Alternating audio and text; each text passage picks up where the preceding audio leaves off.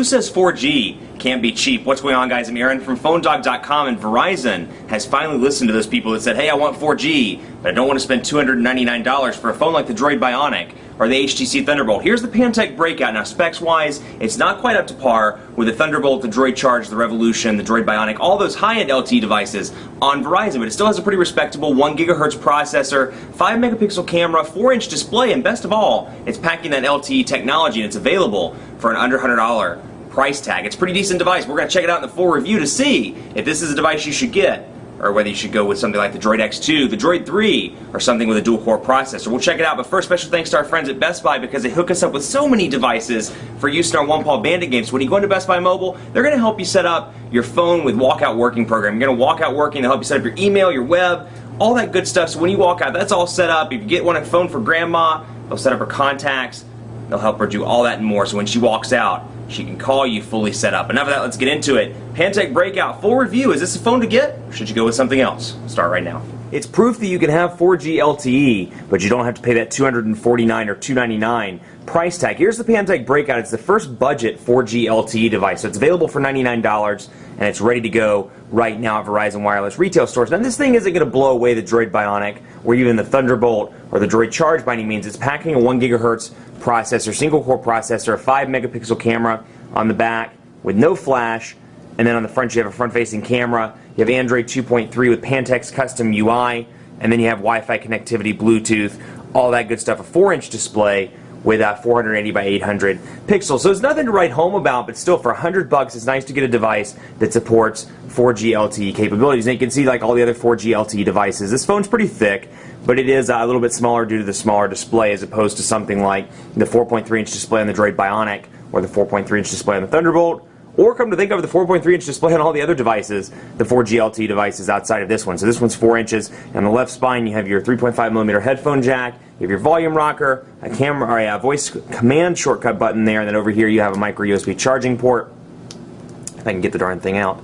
And you can see it there. Power button over here, and then you have a camera shortcut button over here. So you do get a physical camera button, which I like. Now the downside is you don't get a flash in the back. So if you're taking it in a low lit situation, you're going to be out of luck. 1500 milliamp hour battery here on the back, and then in here you can see Android 2.3, got a front-facing camera and Android 2.3. Now it's a completely different look than you've seen before because Pantech's custom UI, and I have to say I've been using it for a couple of days, and surprisingly, it's not that bad. Yeah, it's a little bloaty, but in comparison, again, you look at it like I'm getting a phone for $100, it's not bad at all. This is going to be a good device, probably not for the Android diehards, but going to be a good device for somebody, again, first-time smartphone buyer, somebody who wants that 4G LTE and doesn't really care that much about specs, but wants a pretty decent smartphone. It's going to be just fine, but kind of bloaty. You can see you have your shortcut buttons up here. I kind of like that word, kind of bloaty. I think that's pretty funny. Verizon Wireless, no notifications here at the moment, but you can see Pantech's custom UI, and we'll go in here and take a look. Apps scroll from left to right, and you can see the icons are a little bit different depending on what you're looking at, but you get these little custom things like Converter, Dock Viewer,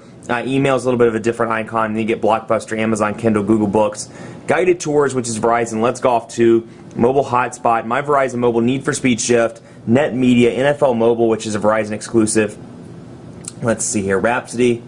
You got Task Manager, which is nice. Tip Calculator, Tune Wiki, Voice Control, all your VCast stuff, Media Manager, music, tones, and videos, VZ Navigator, and more. Special thanks, by the way, to Verizon. They were gracious enough to send us over a review unit so we could do this on video, so thanks to them as always. So you can see this custom dock down here, totally different than what we've seen before. 7 home screens. And all in all, it's relatively fast. You see some lag when you scroll from side to side. I see a little bit of lag when I do the web browsing test, which I'll show you in just a second, but still not bad at all. But you can see down here you got your dock, a little bit of a different menu interface, like I said a minute ago. So it's different. You got your physical buttons down here in place of capacitive buttons, menu, home, back, and search, and this little kind of half moon here makes it kind of unique. Just something kind of different. Let me look at the messaging here. I feel like I've said the words different and bloaty a bunch of times in this video. I'm going to delete that message. So you don't see that number. That wouldn't be good, would it? I'd be getting a bunch of, well, actually, that would be cool. I'd like to hear from you. Anyway, messaging. Go in here and check, and you can, this is something I like. We'll go into messaging and take a look. You can see by date and time, and then you can see it alphabetically. So let's say you have a list of 20 messages. You can either organize those messages by most recent, or you can organize them by your friend's name. So that's kind of cool. But we'll go in here and take a look. Now, interestingly enough, this is the Android 2.3 stock keypad, or so it says, Android keyboard and swipe. But you'll notice that the keys, when you compare it to the real stock Gingerbread keyboard, which I'll pull up over here on the Galaxy S2 for you, you can see there are some minor differences to the way they look. They're a little bit more rounded on the Pantech Breakout. And again, 4-inch display over here. So you turn it into landscape, you should have an easy enough time. But people that have large fingers, the president of the Fat Finger Club like me, it's going to be kind of hard to type on this device. We're going to try anyway. The Quick Brown Fox ate some peanut butter. Quick Brown Fox ate some peanut butter. So pretty easy to type on again. You know, it has this interesting little keyboard sound. And there is autocorrect in the keyboard. And you have swipe if swipe's your thing, so that is pre-installed as well. And of course, quick transitions, relatively quick, I would say, between portrait and landscape. So all in all, pretty easy to type on. No huge challenges, and the display's large enough, you know, like I've said before, I think 4 inches is a good medium between huge, 4.5, 2 inches, and too small, you know, 3.5, 3.7 inch display. So it's a nice size.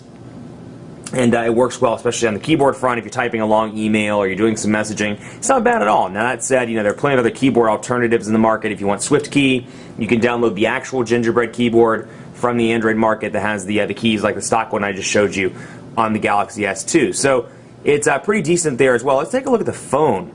So I can show you again, you know, Pantech's custom UI. There's some changes over here. You'll see that the keys are kind of island. They're separated a little bit, and then down here you have voice command, call, and text messaging. Now up at the top you have your call log, your contacts, your group, and speed dial. And then so let's say, you know, we're going to dial old. Well, actually it won't pop up that way. Let's do Rick James pops up. So you can see as soon as I start to dial his number, Rick James pops up as a suggested contact. Now I can text message Rick James, I can call directly, and I believe, I was going to say pressing and holding, I thought it might do it, but we'll go ahead and press this so you can see. If pre-fills in the number, I can dial. And here's what it looks like when I dial Rick James. It shows North Carolina Verizon Wireless is part of a Verizon City ID trial. And you can see keypad, in, add call, and then you've got all your options down here. Mute, speaker, noise-free, and then a picture if you had it of Rick James. So pretty simple setup there, pretty similar to most of the other Android stuff. But I want to talk a little bit more about Android 2.3. Not necessarily that, but Pantech's custom UI. You do get some widgets out of the box. We'll go over here to an empty screen so you can see what comes in. And they're separated, much like a lot of the Motorola devices, they're separated between Pantech widgets and Android widgets. So you have all your, and I just did that wrong, all your typical Android widgets down through here. But then when you go back, you have your Pantech stuff. And notice that it pops up in a different menu. I kind of found that interesting. The Verizon or the stock Android ones don't pop up like this. They kind of pop up in the stock Android map. But this is unique because it does bring up this carousel where you can scroll in between. Now there are a lot of them. There are Task Manager, Memo, Event Notifications, Weather, Music, Social Net, Integrated Clock, Contacts, Calendar, Bookmark, Clock, Email, and Web Space. So quite a few different options. But we'll just, for sake of example, we'll pick Event. No, we'll pick Memo. Well, that's right. Drag it out, bring it up here. And then it should, I was going to say it should be on the screen. I don't know why it's doing that. Let's try Event Notification. There we go.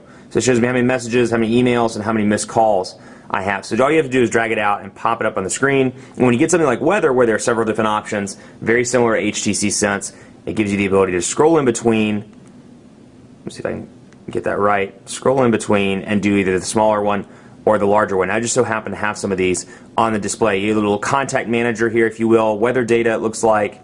You have the smaller one, which is, that's what it looks like, and the larger one, which is there. Now it takes up a lot of screen real estate, and again, these aren't customizable widgets. You can see all I can do is delete those. So if you're looking for something to kind of fill in those blank spaces on the home screens, you may be out of luck. Let's take a look at the browser and load that up with these 4G LTE speeds. Now, just to clarify something I saw going around on the internet, this device does support 4G, but it also supports 3G and 1X. So it does have access to Verizon's EVDO network. So if you're in an area where 4G, you don't have 4G, or you're in an area where it may not be working, or you just want to turn it off, you can do that. It doesn't revert back to 1X. Somebody asked me that on Twitter, and I can't remember who it was. But I've seen it a couple times in various forums on the internet, so you don't have anything to worry about there. So it's loading up, and again, Verizon's 4G LTE, super fast. I'm in my office, and actually I'm convinced there's a Verizon repeater somewhere around here because the speeds are just are fantastic. So you can see pinch to zoom. Yeah, it's a little laggy. I mean, especially when you've seen videos in the past couple of days from me with like the Epic 4G Touch or the Galaxy S2, and it's super fast, super buttery smooth. This isn't as much, but again, you got to keep in mind the price point. It's $100, and for $100, I think that's worth $100 of performance. I think that's $100 worth of performance. in my opinion.